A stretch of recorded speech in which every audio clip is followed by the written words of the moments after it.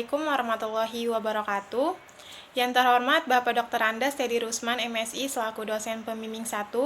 Yang saya hormati Ibu Dr. Pujiati, MPD, selaku dosen pembimbing 2. Yang saya hormati Ibu Rahmadianti Putri, SEMPD, selaku dosen pembahas. Perkenalkan, saya Maya Sari dari Pendidikan Ekonomi FKIP Universitas Lampung, Angkatan 2017. Izinkan saya mempresentasikan hasil penelitian saya yang berjudul Pengaruh Finansial Literasi, Financial Attitude, Locus of Control, dan Lifestyle terhadap perilaku konsumtif pada mahasiswa pendidikan ekonomi.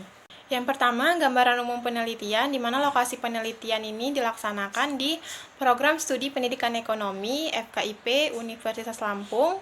Kemudian populasinya sebanyak 3 angkatan dari mahasiswa yang aktif, yaitu angkatan 2017, 2018, 2019 sebanyak 193 mahasiswa. Kemudian untuk sampel penelitiannya digunakan rumus Swaffin sehingga didapat sebanyak 66 mahasiswa yang dijadikan sebagai sampel dalam penelitian.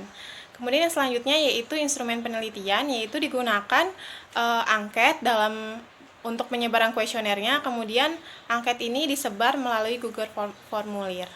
Yang selanjutnya ada rumusan masalah dan hipotesis. Rumusan masalah yang pertama, apakah ada pengaruh finansial literasi terhadap perilaku konsumtif pada mahasiswa?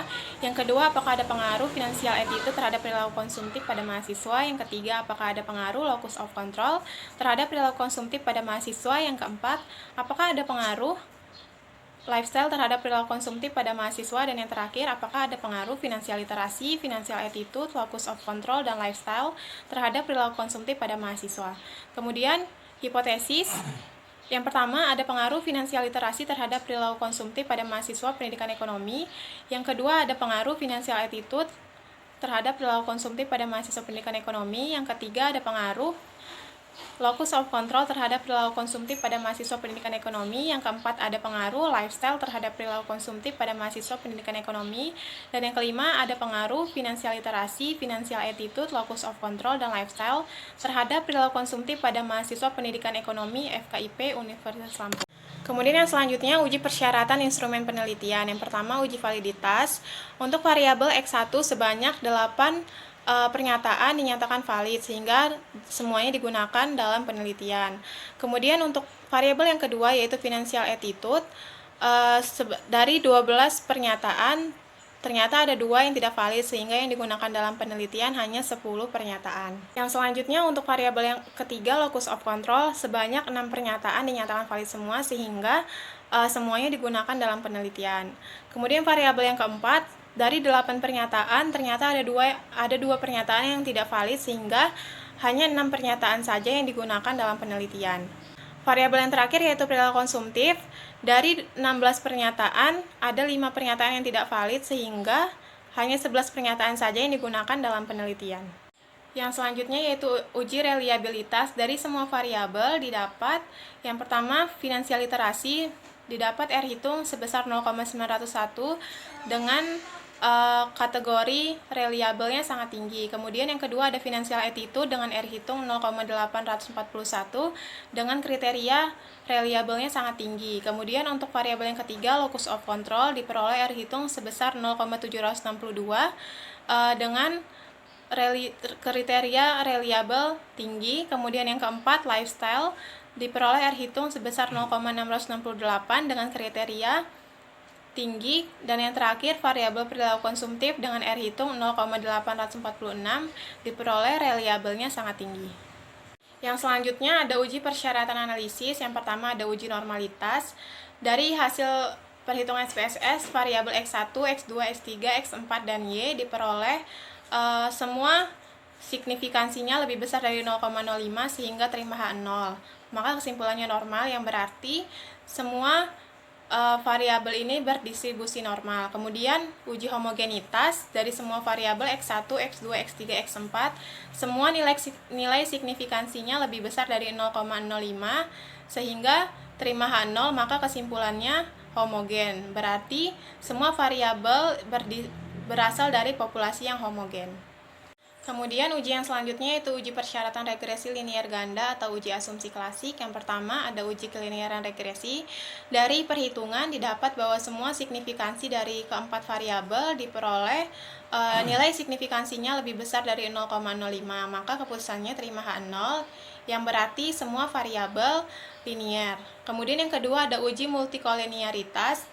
Dari semua variabel X1, X2, X3, dan X4 diperoleh nilai R-square-nya lebih besar dari nilai partial correlation, sehingga keputusannya terima H0, maka kesimpulannya tidak terjadi multikolinearitas. Kemudian yang selanjutnya ada uji autokorelasi, di mana hasilnya yaitu sebesar 1,807, di mana angka ini terletak di antara 2 atau mendekati 2 dan terletak di tengah-tengah DU dan 4 min DU, sehingga dari hasil ini didapat bahwa tidak terjadi autokorelasi. Kemudian yang selanjutnya ada uji heteroskedastisitas.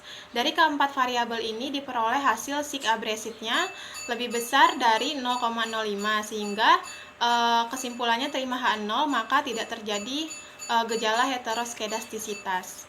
Kemudian yang selanjutnya ada uji hipotesis. Yang pertama, uji regresi linier sederhana.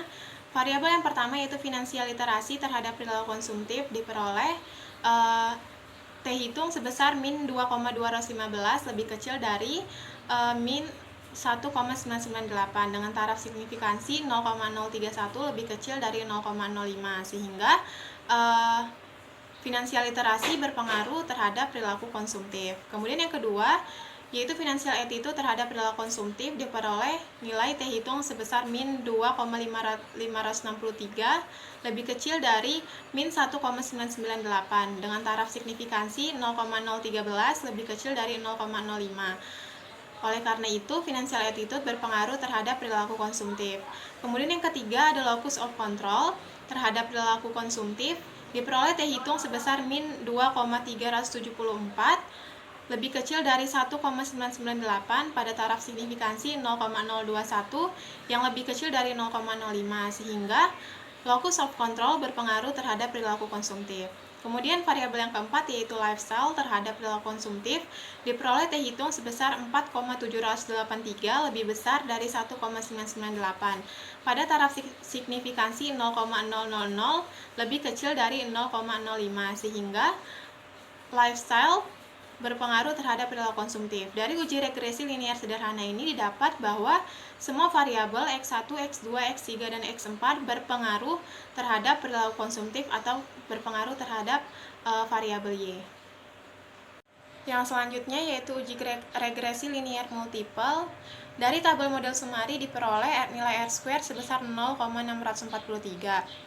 Yaitu berarti semua variabel X1, X2, X3, dan X4 ini berpengaruh sebesar 64,3% mempengaruhi perilaku konsumtif, sedangkan sisanya sekitar 35,7% dipengaruhi oleh variabel lain. Kemudian jika dilihat dari tabel koefisien nilai beta, yaitu untuk finansial literasi sebesar min 0,249. Hal ini menunjukkan bahwa setiap penambahan satu satuan variabel finansial literasi akan mengurangi tingkat perilaku konsumtif sebesar 24,9%. Kemudian yang kedua, financial attitude yaitu sebesar min 0,256. Hal ini menunjukkan setiap penambahan satu satuan variabel menurunkan sekitar 25,6% perilaku konsumtif. Kemudian yang ketiga yaitu variabel locus of control yaitu sebesar min 0,225. Hal ini menunjukkan setiap penambahan satu satuan variabel akan menurunkan sebesar 22,5% perilaku konsumtif. Hal ini ditunjukkan dengan adanya tanda minus di setiap hasil perhitungan. Kemudian yang keempat yaitu lifestyle sebesar 0,570.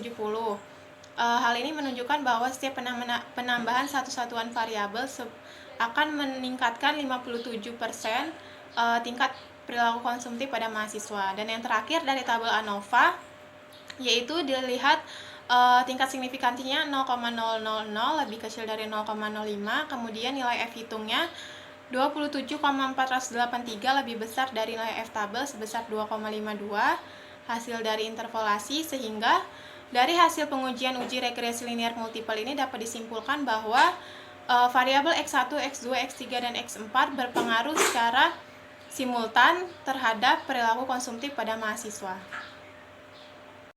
Yang terakhir, kesimpulan.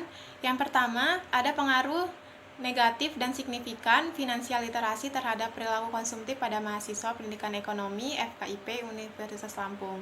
Jadi, semakin baik pengetahuan keuangan yang dimiliki mahasiswa, maka akan mengurangi adanya tingkat perilaku konsumtif.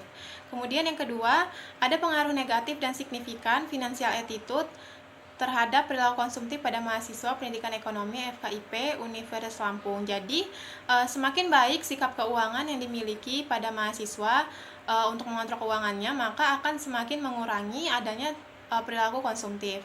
Yang ketiga, ada pengaruh negatif dan signifikan terhadap perilaku konsumtif pada mahasiswa pendidikan ekonomi Universitas Lampung. Jadi, semakin baik locus of control yang dimiliki pada mahasiswa, semakin baik ia mengontrol pengeluarannya, maka akan mengurangi adanya tindakan perilaku konsumtif. Kemudian yang keempat, ada pengaruh positif dan signifikan terhadap lifestyle terhadap perilaku konsumtif pada mahasiswa pendidikan ekonomi FKIP Universitas Lampung. Jadi, semakin tinggi lifestyle yang dimiliki mahasiswa, baik itu gaya hidup atau mengikuti teman-temannya atau sekedar gengsi, itu akan menambah perilaku konsumtif pada mahasiswa. Kemudian yang terakhir, ada pengaruh positif dan signifikan financial attitude, financial literasi, locus of control, dan lifestyle terhadap perilaku konsumtif pada mahasiswa pendidikan ekonomi.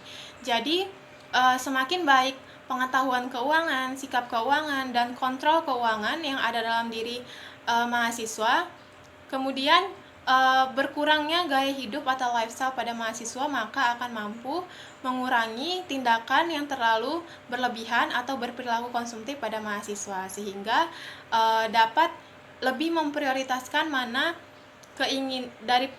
kebutuhan daripada keinginan, sehingga kita sebagai mahasiswa mampu mengambil keputusan dengan bijak terkait pengelolaan keuangan kita agar terhindar dari perilaku konsumtif.